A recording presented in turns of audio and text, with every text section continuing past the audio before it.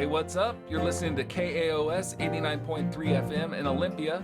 I'm Maley Morrison, and today, instead of your usual low-profile programming, I'm sharing an interview I conducted with Pat Maley in 2023 for the Olympia Music History Project. The whole transcript is available at olympiamusichistory.org. Pat and I are discussing Yo-Yo Recordings, a studio and record label that he ran from the 1980s to 2006, recording hundreds of touring and local artists. Inspired by the International Pop Underground Convention in 1991, Pat Maley, along with Michelle Noel, Kento Oiwa, Pat Castaldo, and Ed Varga, started Yo-Yo A Go-Go, an independent music festival that ran for 5 or 6 days in a row. There were 4 Yo-Yo A Go-Go festivals between 1994 and 2001, and all the people I just mentioned will be getting together for a panel discussion to reminisce, reflect, and celebrate these events through collective storytelling and slides. This event is called That Summer Feeling, 30 Years of Yo-Yo A Go-Go, and it's happening next Friday, April 18th at 4 p.m. at the Evergreen State College in the Com 1 Recital Hall. No tickets or reservations are needed, and this event will be open to the public. Here's my conversation with Pat. This is Maley Morrison. I'm speaking with Pat Maley on March 5th, 2023 for the Olympia Music History Project. Hello. Hello. If you could start by telling me a little bit about your youth, maybe something about your folks, and if there's any correlation to that that's poignant, and how you wound up in Olympia. Sure. So the pre-Olympia backstory of my life encapsulated related to audio and music and that kind of thing. I think the first thing I would mention is that back in the 70s, they had these Panasonic cassette recorders that were very colorful, and I really wanted one. But my father, who was very practical, said, no, I'm going to give you this really big Sony that had a cassette machine that had a speaker built in, and it looked like an office dictation machine. I was like, okay. And then he tried to sell me on it because it's got this great microphone. He's talking about this condenser microphone, and it was really good. But, I just kind of wanted to walk to school and listen to John Denver's Sunshine on My Shoulders. But I did haul it around with me, and so that was my first tape deck. I think another thing that I was doing probably before that was he had abandoned his Bell & Howell regular 8 movie camera. And it was great features, like it had focus, and I was into photography, so I started messing around with this thing. And I figured out that I could put it on a tripod and just hit the shutter once and make stop motion animation. And I was animating sticks and stuff moving around on the ground like that. Fast forward to my teens, I had some friends who played music, and nobody was playing drums. I grew up in New Jersey, in the Pine Barrens, outside of Philadelphia. The town I lived in when I got to be 5 years old was called Medford Lakes, and it had been a summer resort town with a log cabin theme. So like the cop station, the churches, the hotel, they were all log cabins. The house I lived in was a big log cabin. That's when I started hanging out with my friends there. It was the 1970s. When we were 12, we went to Halloween as Kiss, the face makeup and everything. Kiss was my second concert. My first concert was Yes and Peter Frampton. It was very loose back then. You could just we need a ride to the high-speed line, and that got you the Broad Street subway in Philly, and then you'd go down to the Spectrum and see shows down there. So anyway, my friends were wanting to play music. I had a couple of friends who played guitar really well. Nobody was playing bass, but one guy built a modular synthesizer, a Payaya synthesizer. So he had a synthesizer and a Hammond B3.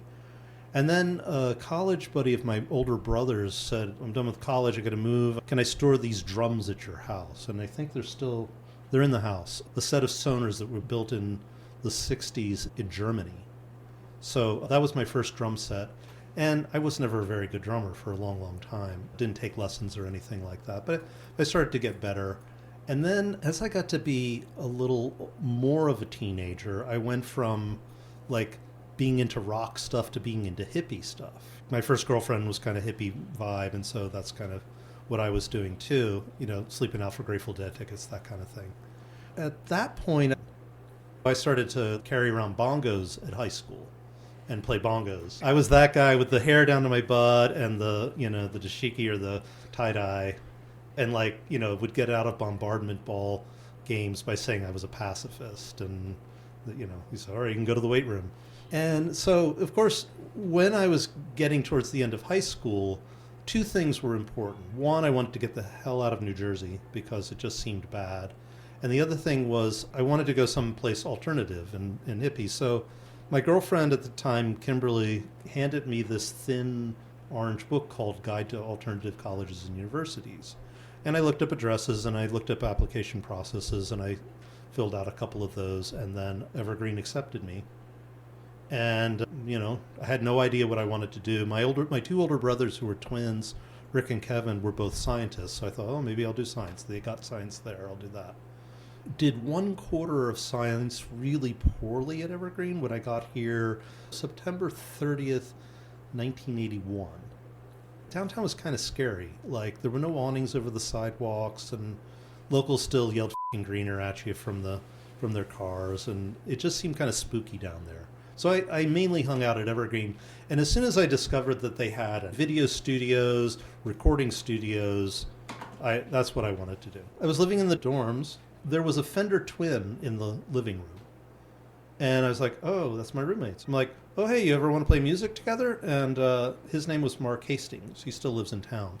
We started to play music together. He and I would play tablas and he would play a 12-string guitar, and we would do shows at the Corner, which was like the little on-campus restaurant. And the whole room would be lots of candles around the room, and it would all be lit by candlelight. And we would get very sort of trancy in what we were doing. Mark wrote the songs, but people would sort of be blissed out to a point where they wouldn't clap at the end, which was kind of cool. And then he started a rock band thing, and so I think I was playing congas in that. We were called Daybreak, and then the joke later was Day Broke Up. Later, Mark Hastings, Phil Post, and Heather Lum and I would be in a band called Big Idea. We made vinyl that came out, I think, in '87. And there's 500 copies of that in the world. I also use resources at the school to make music videos. We made a video for one of our songs that ended up on MTV's Basement Tape competition. We came in third, but Wow. It was kind of fun. I think that was in '87. But I want to back up. The first recording studio experience I had, probably '81 or '82, was I went to what was called the mini studio at Evergreen. Oh, this guy Michael was the engineer. I can't remember his last name. And I was with Mark Hastings and a couple of other people. We laid down some percussion and guitars. And then Connie Bunyer, who's a longtime jazz person in Olympia, was going to play flute on it. But they realized that they hadn't tuned the guitars to the flute. And so Michael, he said, well, just play an E. And then he played the tape, and he took the variometer on the 4-track, and he just tuned the tape to the flute.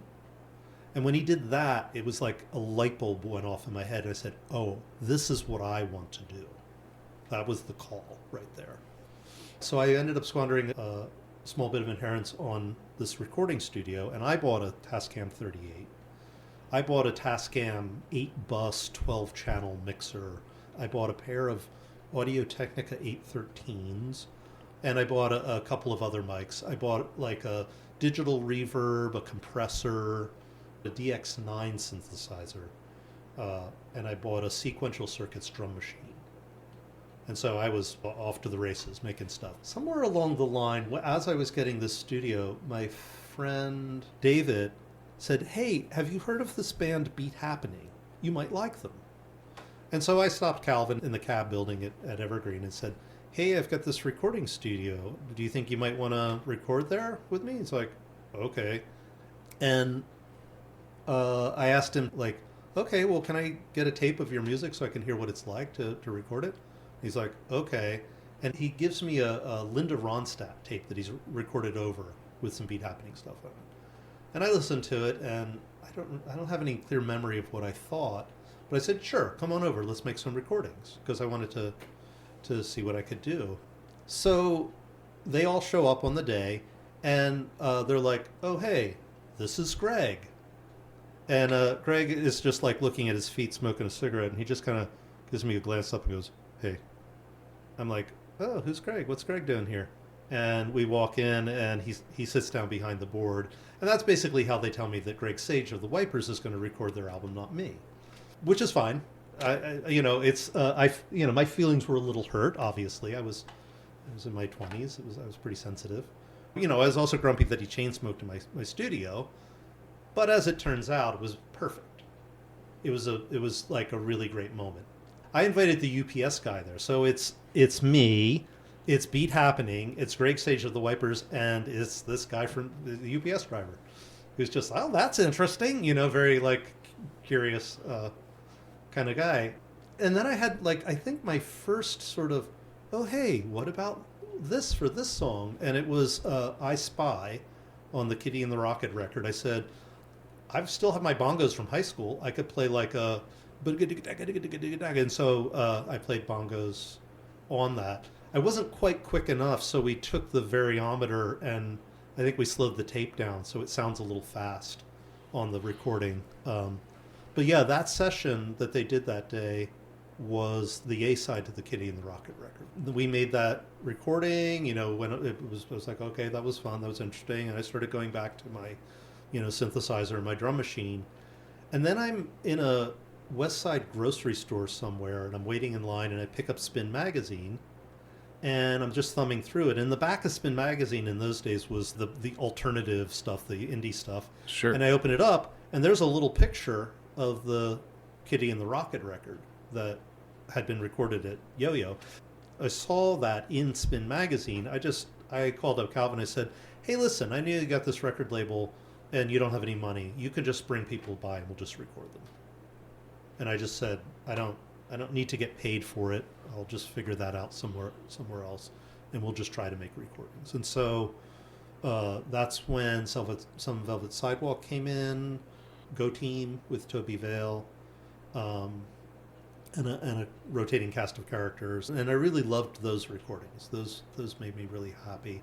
And that was the thing where Go Team was the thing where they recorded the instrumentals, and then they gave those instrumentals to different people, and they came up with lyrics, and then those people would come in. And then like Oklahoma Scramble was a thing that recording really stuck with people, like a small niche of people, but they were like, oh, those recordings, those were amazing, those were really great. And so what I loved about the early K recordings was that I noticed that when I tried to put like my 5-piece new wave band on there, which eventually showed up as Big Idea, that 5-piece was a bit much for 8 tracks, but like 2 and 3-piece were great. You could really kind of get everything on there the way you want it and have a little room to move with it. So yeah, I did a lot of those kind of recordings, and then other bands started coming around, like this band Crayon, who I recorded, and Brad from Crayon came in and had his guitar was so loud. He insisted on being really, really super loud, and he really wanted vocals live. And I didn't really have the isolation. The studio was in a building that had been a chicken coop on what had been a farm on the west side of Olympia. And if you're going down 14th Avenue between Kaiser and Cooper Point, at the top of the center hill is a driveway for what's called Grass Lake Park now. And that was my driveway. And you would pull in, and the chicken coop was off to the right. And it had been like refinished inside to be like a quality building, but it had been a Montessori school. So it had like a 3-foot high door and had a sink that was like a foot off the ground. It actually had a 2-way mirror so they could like spy on the kids. But that was like, it was like a good control room mirror. And so my studio was in the front section in what had been the office of the school. I had gotten the equipment so recently that when the Beat Happening recording was being done, I was like trying to hang a blanket up over the doorway because the door didn't fit quite in the door to give a little bit of isolation. Mm. So Brad's amp was super loud, and he wanted to do vocals at the same time. And so I said, okay. And so I recorded the vocals. I said, why don't we just try singing overdub, just so you get to see what it's like. And he was like, I don't know. And then his band was like, come on, let's do it. Sean was like very much like, come on. And so we did it, and we're listening to it back, and he kind of leans up to me and he goes, is this how Beat Happening and Some Velvet Sidewalk do it? I'm like, yeah. Because he wanted to do it just like them. So I was like, oh, now the studio has a little bit of a reputation and a sound and that kind of thing. I had that studio in that space from like fall of 84 to towards the end of 1998. In the Chicken Coop building, where I also had my bedroom. Oddly, it had 2 bathrooms. Well, that's not odd, but it had 2 bathrooms because it was a school. But what was odd was I decided, I can take the toilet out and fit my bed right in there. Like it fit wall to wall in there, so that became my little sleeping nook. The other thing that was great about the farm was there was this beautiful old barn right next to it. Like totally leaked. That the roof was all shot, but in the summer, we would put bands out in the barn as a second. It had like its own foundation, so it was a separate, isolated thing. And did a lot of recordings out there. Recorded, I think, Girl Trouble's first single, which is an instrumental that has Tarantula on it, was recorded there. And they brought Cheetos and Coca-Cola, and I used to joke that's how I got paid, was in Cheetos and Coke. Now, were you mostly doing singles compared to albums, EPs, or like did you get a lot of folks? I was mainly doing K recordings, and they had been doing cassettes, so a lot of stuff showed up on like cassette compilations and that kind of thing. Mm-hmm. I recorded Jan Brock when she was married to Timothy Brock, the composer. She wanted to do like an album of standards, and Kay released a cassette by her. And at that time, Kay was just touting like the cassette revolution in their newsletters. Mm-hmm. So it was all cassettes for a while, but then they started to put out singles. And I think it was Steve Fisk who joked something like, oh, hey, Calvin, what happened to the cassette revolution with all these singles? He goes, didn't you hear? We won. And so then, they started putting out a lot of singles, including like, I remember Calvin and Toby silk screening the B-side, like the empty B-sides of 7-inch records, where they were putting out like one-sided 7-inch records and that kind of thing. I think I still have a few of those somewhere. And so it was like you'd get it with the graphics on one side. It was like trying to be super budget. Like I remember Calvin talking about the Kitty and the Rocket record because he went down to K-Disc mastering to get it mastered. And because each side timed out at like seconds under 10 minutes, he got like a better deal on it. Like it, because the songs were so short, he like saved $150 or something, which is, was a big deal back then. I was doing mainly stuff for K, and I wasn't really releasing anything of my own at this point. Eventually, I ended up in this band, Big Idea. We made an album, and we put a lot of work into it, like really got specific. Now, Big Idea was me on, I had my DX7, but I also had a sampler at this point, like an Akai 612, which is it's a 12-bit sampler, so it's super grainy, and it would record 1.5 seconds of sound, and you would load it in on these discs. They were like little floppy disks, but smaller. But the thing that I actually played was what was called an octapad. And so it was a MIDI trigger that had 8 pads on it, and if you hit it, it would play a note on whatever was MIDI that you had it plugged into. So I wasn't playing drums, I was playing keyboard parts, but hitting. So like percussive so like steel drum sounds and marimba sounds. And in the case of the song called Go Ahead, which Mark Hastings wrote, that was the music video that got on MTV, I played a sample of a band going, BAM! And so it was like, bam, bam, bam, boom, bam, boom, bam, bam, bam, boom, bam, boom, bam, bam, bam, boom, bam, boom, bam, bam, boom, bam, bam. And so it gave this really like chaotic cacophony of a sound. And then that's when we got the intervalometer, and it's just like this swirl of like us moving around, and there's a moment where you can see a mock. It's like a spoof on a Beat Happening video that Lois Maffeo made called "Got a Crush on You," and so we had a little spoof of that moment in there. It was all in black and white, and it's on. I'm sure you can find it online still. But when we made the album, I also had a Commodore 64, and then I got a MIDI adapter, and so we put a time code onto one of the tracks of the 8-track, and then recorded all the MIDI parts into the computer. So any keyboard or percussion thing that had MIDI got recorded into the computer, and then when you played the tape, the time code on the tape ran the speed of the computer. So when you mixed down the other 7 tracks of acoustic instruments, like bass, guitar, Heather's keyboard, my keyboard stuff, vocal, and then like, well, it would be the drum bits. So it'd be like snare, kick, and overheads. But at one point we even had the kick and the toms come from MIDI controlled triggers. And then it was just the snare and an overhead for the... So everything went onto the Commodore. And then when you would do the mixing, you'd set the Commodore up with the tape deck and all of the keyboards, and you'd plug all of the keyboards into the mixer. And then you could even like pick the sounds at that point. You didn't have to have picked the sounds initially. You could just say, we're going to try marimba instead of a steel drum there. The drummer, Bob, at the time, whose name is Moses now, he said, "You were a clever hippie." Like there were points where I checked out like almost everything from MIDI alone and was going to try and record bands playing at a party and do a 3-camera shoot. And remember, that energy you had in your early 20s that you could use now for parenting? My baby was this thing I was doing with my studio, and I would wake up, bolt right up, 7 o'clock. Okay, what am I going to do to do something with this? And then like up until midnight and go, like going to bed. I guess I have to fall asleep now.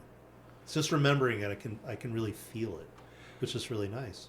Why yo-yo? I appreciate being asked why yo-yo because it allows me to tell this story. So the place that we lived, the farm that we lived on, was a student house. And whoever had lived there before us had a sign out that said yogurt. And so we called ourselves the Yogurt Farm. Not that anyone had yogurt, and people would sometimes stop by and ask us because we had a sign out that said the Yogurt Farm and say, "Oh, do you sell yogurt?" No. And my friend Mark Hastings, he called us the Yo-Yo Farm. And so that's where I got the name Yo-Yo Recordings. It was Yo-Yo Studio at first, but then when I started to put out releases, I started calling it Yo-Yo Recordings. And the reason why I called it Yo-Yo Recordings is because my father, who, when we lived in New Jersey, he had his office on the Delaware River, and he was a scuba diver. And his company did marine salvage and pollution control before the oil companies didn't spill every week on the Delaware River and didn't have someone to clean it up themselves. Plus the naval shipyards were there. So he was a diver, and his company was called Underwater Technics. And so that sort of thing with the recordings. The recordings covered both the studio and the record label and any other video kind of stuff that I was doing. So basically the label was invented when Big Idea put out the first record. So the way that I made that record was, I went to Calvin, I said, "How did you make your record?" And he said, "I mastered it at K-Disc, and I pressed it at Bill Smith Custom Records, and I did the cover printing at Stoughton Printing." And there were all sorts of tricks. Like if you see an original version of the Beat Happening Kitty and the Rocket record, and you look at the back, it's just a swath of yellow over the photograph in one section. So it was very, it was 2-color. So it was yellow and black on white. And it was that kind of inventiveness that he was doing. We'll just make a frame that's just the black here, and that'll line up with the photo in this way. So the top part of the photo will be yellow. And then later, somebody when they reissued it, somebody went through and cut a line around them, so the background was yellow, the sky was yellow, and not them, that kind of thing. So I was looking at the way he did the layout of the graphics, and I would go to, there was some art supply store in Portland, and locally that had press-on letters where you put the thing down and you rub the letters off. Mm-hmm. And so I was doing my layout that way on the records, and like getting the 8-point to put into the spine. And if you look at the Big Idea record, I'm not very good at it, and so it's kind of jaunty. It's like it's not really in a perfect line. It's kind of moving around a little. We did 4 colors, but not 4-color composite. Like we didn't pay for the color separation in negatives. That was a bundle of money. The photo on the front of the Big Idea record was a photo that Pete Sendelbach took, a picture of a friend of his kid, whose name was Pat. So that's how the label came about, and I didn't know what the cover would look like in color until I opened the box of the delivery, which was kind of, it's a nice reveal. It was a really like exciting reveal back then. So we made 500 pressings, and then I think we printed 1,000 covers because you might as well print the covers. And Bill Smith would do, as the name implies, Custom Records would do as few as 100 pressings. And you could get about 2,000 pressings out of a stamper. But we didn't bother because we weren't going to make more than 2,000, so we just wear out the initial thing and it would sound better anyway. And so I got in my cranky car and drove to LA because to send your tape and then get a reference tape back was $150. And back then that was gas money that would have gotten me there and back. So me and my girlfriend drove down, and there was John Golden, who would later be John Golden mastering on his own, who worked at K-Disc. But there was a woman there, and I got her. She was the mastering engineer. I can't remember her name, but I think it's on the album. It was great to sit and say, yes, that transition sounds good. And then she had to solve this problem on that record wherein I had used sibilance reverb, which is where the feed you send to the reverb gets EQ'd in this way so that all the S and C sounds really get enunciated. So they kind of go into the reverb in that way. And she's like, vinyl can't handle that much high-end, super high transient frequencies. So she had to really tone it down. And it was really fascinating to learn about that and be right there. And then for a long time, I tried to put out more Big Idea stuff and put out live cassettes. And I did recordings of Calamity Jane. Mm-hmm. I put out their cassette. And then it sort of got into this thing where I would record a band, I'd say, oh, you want to record, and then they'd do first recordings with me, and then they'd go on to K, or they'd go on to Kill Rock Stars. It used to be K was the big and only label, and then I was doing a little bit, and then Kill Rock Stars blossomed, mm-hmm. and then it was the 3 of us, and I was the third tier, so to speak. And then came the International Pop Underground Convention. And I still have a fire in my belly. And I go to Calvin and I say, let's record this thing. And he's like, go ahead. And I'm like, can you give me any money for tape? Nope. I'm like, okay, I'm going to record it anyway. Because I knew at this point that it was a big to-do. Hey, I'm Markley Morrison. If you missed the beginning of this program, I'm sharing an interview I conducted for the Olympia Music History Project with Pat Maley, founder of Yo-Yo Recordings and co-founder of the festival Yo-Yo A Go-Go. Pat will be part of a panel discussion and celebration called That Summer Feeling, 30 Years of Yo-Yo A Go-Go, 4 p.m. next Friday, April 18th, at the Evergreen State College in the Com 1 Recital Hall. This event will be open to the public. Hope to see you there. Here's my conversation with Pat. So you kind of had a spark for kind of archival work. Yeah, I liked the part about making the recordings. Uh-huh. I wasn't so good at the labeling the recordings, and I definitely have struggled with keeping the recordings. I mean, I have a bedroom full of tapes I can't play. But yes, I was very much into this is a historic moment, because at this point it's 1991 and I've partially done sound for Nirvana before I knew who they were. So Big Idea lasted into about 90, and then that just fell apart. And so I was kind of looking for something to do. That's when I tapped Lois Maffeo, who I've become acquainted with through Calvin, and said, oh, hey, do you want to play music together sometime? And initially she was lukewarm about it, but later it turned out really great. We both really loved it. And originally I thought, oh, I'll play bongos with her. And she's like, what about something else? And so I had just a floor tom and a snare, and I would play the floor tom with a brush and the snare with a stick. And I tuned the floor tom down low because Lois was just playing acoustic guitar and singing.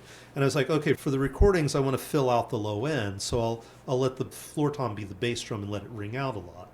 And I think I got that idea from when I was back doing the K things, recording the Pounding Surfs, who were from Anacortes. And later were, like, some of those folks were in Burl.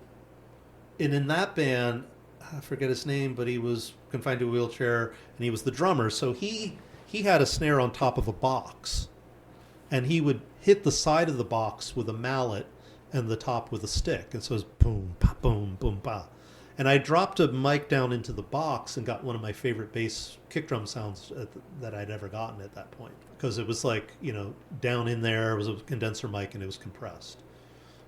So I used that idea. That's probably where I got that idea for how I played in the band with Lois. And so I would use the brush. I would do a part where I'd hit the floor tom, let it ring, and then in time I would mute it to give the so it'd be like, which is a technique I learned from tabla. Boom, boom. Because all the strokes had names, and the names were onomatopoeic. They sounded like the sounds the strokes made. So it was ta, te, ting. Because I took tabla lessons when I first got to Evergreen from a guy who played tabla. And reciting, your mouth has more dexterity, so if you can speak the pattern before you can play it, it helps you ingrain the pattern. But that, boom, bop. And I never really even thought about where I got the idea for doing this until just this moment as I'm telling you this story, which is nice. Thank you. Yeah. So I would do that, and then we ended up making recordings for K. We put out 3 7-inches under the band Courtney Love was our name. And we put out our first release before Courtney ever released anything. The thing that what did Lois say to me about the name? She said, this is somebody else's name, and it could be problematic to use it, but if you're okay with that. And I was like, yeah, I'm game. That's cool. We'll just use it. We didn't really dispense the story of why we used the name or why Lois wanted to use the name, and that's not my story to tell. So I think that story's out there somewhere, but I'm not going to tell it. Did Courtney Love ever attend one of your performances? Oh, no. But we did get a cease and desist from her after she started putting out whole records and had, enough money to hire lawyers and such. And you were still a band at this point. Yeah. And it was actually okay about us putting out our third record. We put out 2. She didn't like it. We put out 1 on K. We put out 1 on a label called Feel Good All Over out of Chicago. And then we put another one out on K, the highlights. So there's Uncrushworthy. Yeah, Uncrushworthy is the first K. Bonfire's the second, is the Feel Good All Over, and then Highlights, like the kids magazine. And the cover looks like Highlights. And they were each 2 songs on each side of the 7-inch. And they were lovely. Just loved recording them. Had that whole thing about a 2-piece really being able to fit in and have a great sound on an 8-track. And yeah, it was just fun to make those. And Lois ended up moving to DC, but I would visit family on the East Coast and borrow a couple of drums and then go play shows down there. I think we opened for Fugazi or something. We played CBGBs in the Knitting Factory. But yeah, so we did some shows. We put out those records, and from the end of Big Idea to the International Pop Underground Convention was the Courtney Love span, and the IPUC was Courtney Love's last performance until Lois and I ended up doing those songs at the second to last Helsing Junction show. Because I was like, hey, Lois, they're not going to have any more Helsing Junctions eventually, and I've never played. Would you want to go play some songs? And she's like, sure, we can do that. So that was fun to have one more moment like that. So that lands me at the International Pop Underground Convention. At this point, I've moved into the ABC house because I've left the yogurt farm. So briefly, the recording studio was in the basement there, and what had been the TV room for a long time was the control room. So I was set up there for a long time. We would have shows there, and I would record. The recordings I did of Bikini Kill were done there, including a live show that's somewhere. I think I sent that to Kathleen. And then like Mecha Normal played there. And at this point I'm starting to pick up again on shooting music videos. I'm kind of into that thing again because initially back in the 80s I had shot the video for Indian Summer by Beat Happening, where the idea was we'd have them walking from 3 different spots in town towards downtown and meet in Sylvester Park. And that was the whole premise of the video. And I didn't have enough footage, so I had to like keep reusing footage and running it backwards and like all that kind of thing. I think I made 5 big idea videos. So I guess I was making videos all along.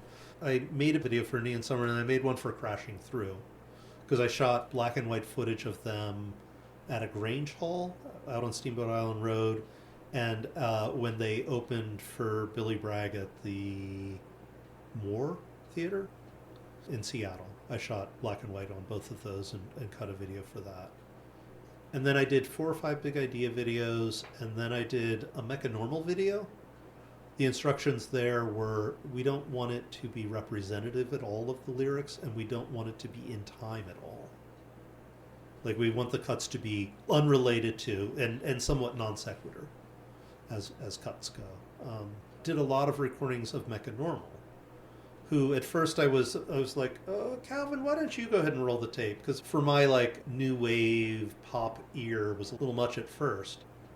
But by the time I got to the last recording that we made, which was Dovetail, I was really enthusiastic and really wanted to be there because they, at that point, had become my favorite band and remain my favorite band ever, and I don't do favorites.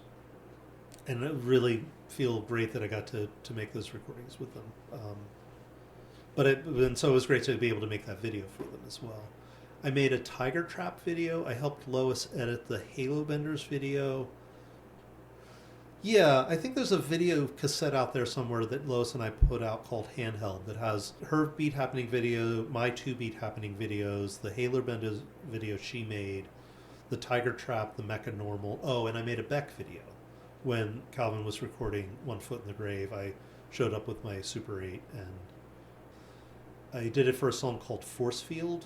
And so one feature of that, there's like a little, I took a fine point Sharpie and I drew like a little red force field around Beck in the recording. So it has that. On each frame of On each film. frame to make it go, like to do animation on that. Oh, wow. Yeah. So International Pop Underground Convention came along. I set up my 8-track reel-to-reel in the green room of the upper hall, and I, much to Andy Crow's dismay, I cracked a hole in the wall between the upper hallway and the theater to get my snake through. And just recorded all the bands that played on the stage. And there's Calvin has a stack, I hope, he still has a stack of reel-to-reel 8-tracks that has all that recorded. And then the shows that were at the Surf Club were recorded on a 4-track quarter-inch reel-to-reel. As were the shows at the Capitol Lake, which included Shadowy Men from a Shadowy Planet and the Melvins. And a lot of that stuff ended up on that double live album that came of those recordings that Stella Mars made the beautiful cover for, did the layout for. And included like a linoleum block print of Blackberries that Nikki McClure had done for the original program. So yeah, it was a gatefold. It had Fugazi on it. It had like the Melvins. It had all these great bands on it. Beat Happening was on there. Courtney Love was on there. So when that happened, and I was really excited about that and was really thrilled about that. I was out of college and I was working like childcare gigs because that's what I had done as a student. Mm-hmm. I worked at the Evergreen Child Care Center. And I wanted to do something else, so I thought, well, I've got all these recordings now. Why don't I make a compilation. This is 91. And so that and I'll put it on CD, and then it can be like, here's, instead of a business card, here's my resume as a recording that you can listen to anytime you want. And I got a whole bunch of bands on that. The Oklahoma Scramble's on that one. And I did the same kind of layout trick that I did, only now I had gone to the Sherwood Press here on the west side, which at that time had been run by Jocelyn Dahm. And I just started asking, like, can you just, I want to look at the fonts you have. Can you just print these words in that font? And so the first 3 compilations, studio compilations, have on them this font that was available at the Sherwood Press, and they would spell out the things for me. So that's how I did that. And I would like, the way I laid those out, I would like go spend all night at Kinko's because they were open all night, and I just have free run of the place, laying it all out there and like pasting it onto the board, and then sending that off to be photographed for printing negatives. Wow. So that was the throw. Throw was the first. One. And yeah. I really thought it was really cool that you put that paragraph on the inside of the cover about just sort of the yo-yo ethos, about bands who are just starting out shouldn't have to pay for recording if they can't afford it, because when they're hungry, they're playing better because they have to try to impress people. Yeah, and that goes back to the original reason I like was, the studio, like to have it and make it available. So thanks for reminding me. I can't remember any of those things that I wrote. And I think on some of the later compilations, the things I wrote, I'm like, here's what I could read for when you like go to those parties where everyone reads embarrassing stuff from their high school journals. What I wrote feels a little like that, so I'm tentative about reading them. But I appreciate that you read that and that you brought that up. Thanks. So yeah, Throw was the first one. And then the second one, Julep, gave me the idea that I would invite bands that I wanted to record to come record, and I would say, and I think this is written in the Julep thing, that I'll take one of the songs to put on a comp, I'll make the comp, I'll get the money for the comp, you get the recording.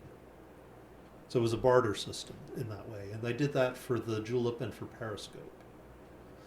So that was a lot of fun, making recordings that way. And because I had put my studio in the Capitol Theater, I ended up paying rent there, and starting the International Pop Underground, just stayed in the theater from 91 to 2006.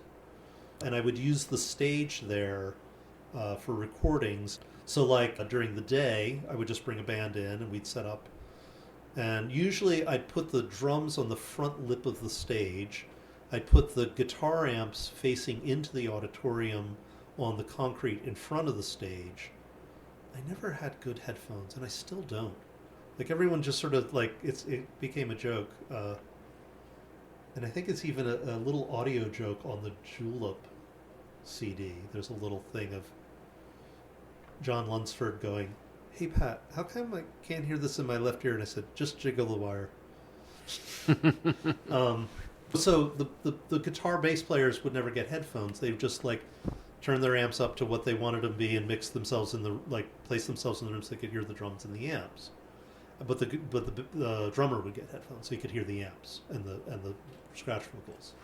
And then I would put up big room mics. And in 1993, in December, I get a call from Calvin. He says, "Hey, there's these bands playing at Evergreen from Japan.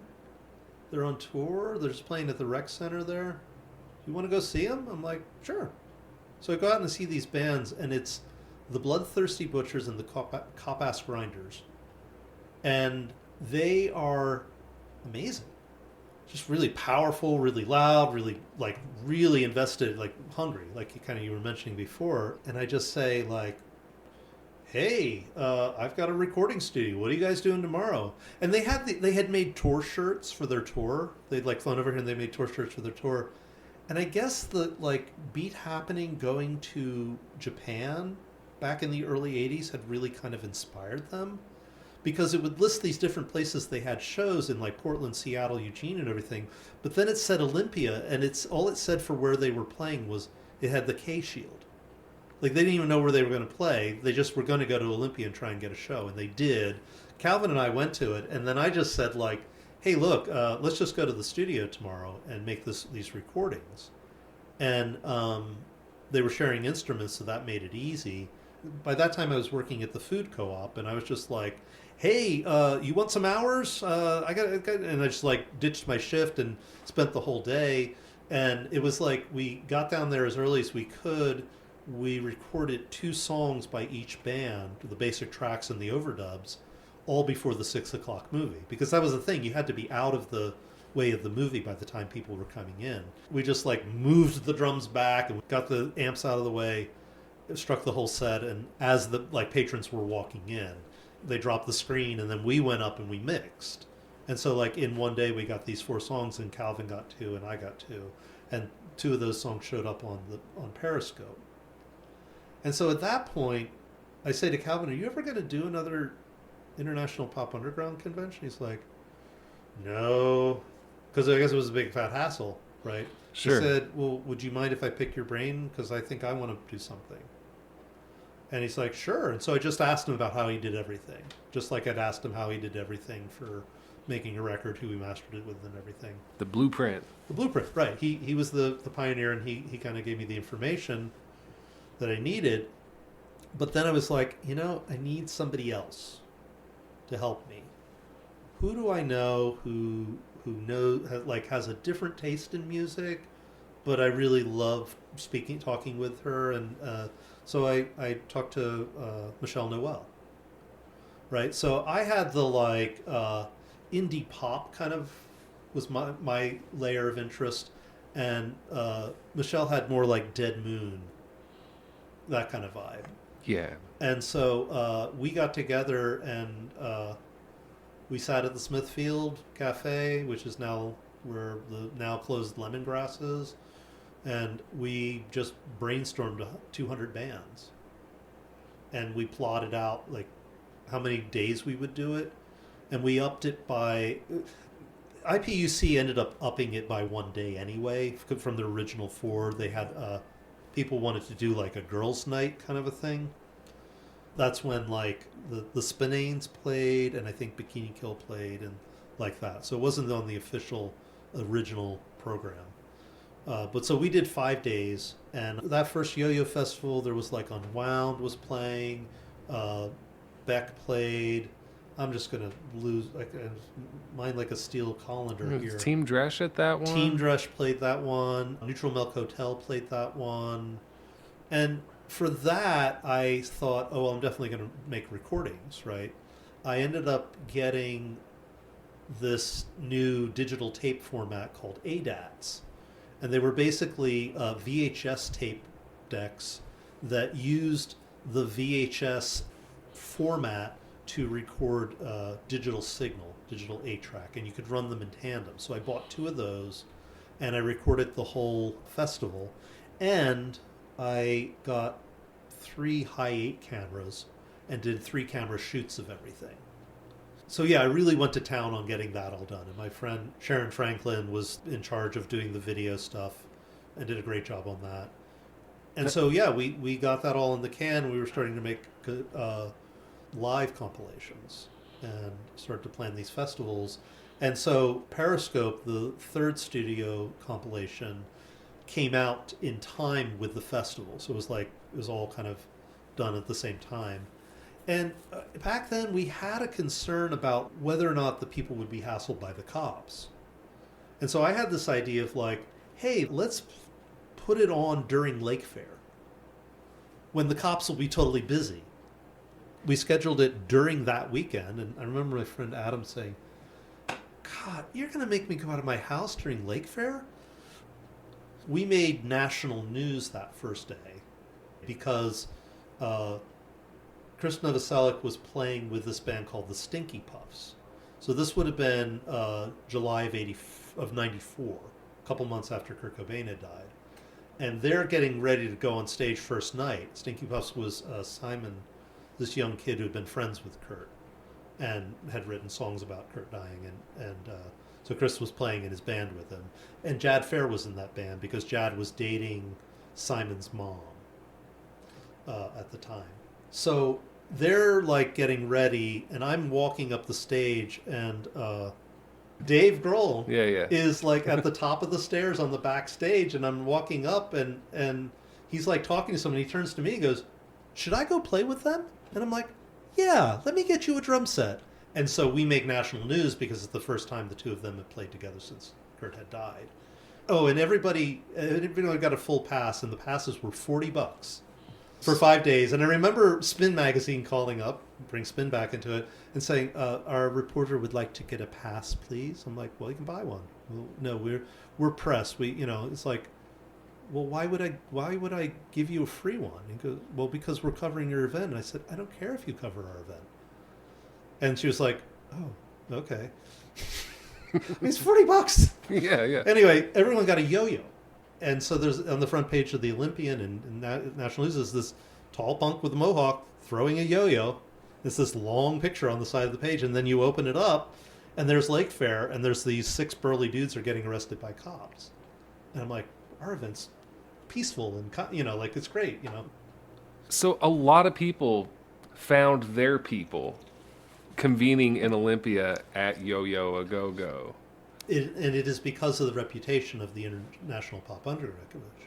Word of that got out, and then when Yo-Yo came in, I mean, the AP mislabeled us as K Records. It's like a K Records event. Of course, K Records, Olympia. Who else could it be? But because of the popularity, or like people feeling like they had missed something, the Yo-Yo A Go-Go festivals were the place where pen pals who had been writing to each other about fandom of bands met for the first time ever, and saw that band together.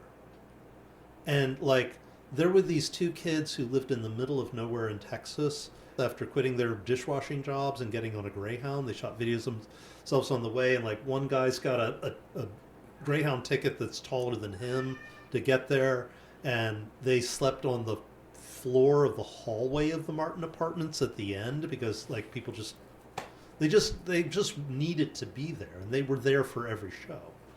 And there's like Rancid played. Mm-hmm. That was kind of one of the big bands that played.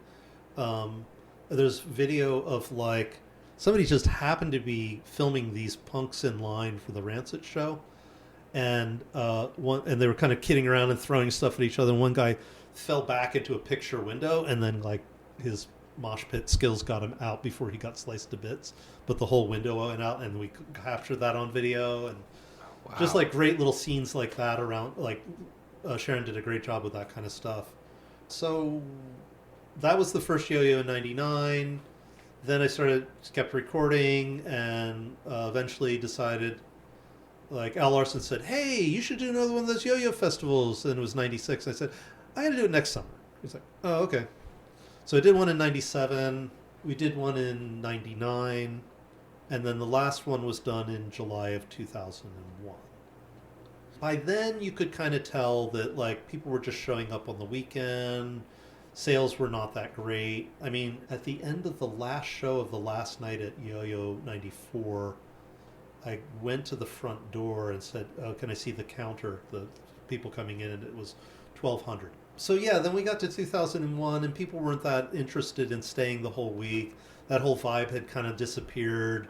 The internet was was interfering with things because people were not as we were no longer the internet, basically.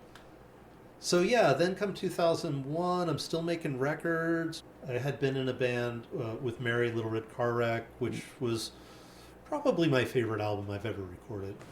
What about Little Red Car Wreck? Do you want to talk about that group? I met Mary because she was playing in a band with her then baby father, David Shearer. And I just asked her if she wanted to record, and she said, "Yeah." And then I thought David would be coming along, and she said, "But I need a drummer." So we started playing music, and I did basically the same drum set I did with Lois, but I think I had a hi-hat and a crash cymbal. Diana Ahrens recorded us in the Capitol Theater in 97, I guess. And then we made the Little Red Car Wreck album, Motor Like a Mother. It came out on CD. We did a tour. We did what was Mira's first tour, because I had made a one-sided 12-inch with Mira. And I loved that band. But that tour was just awful for me.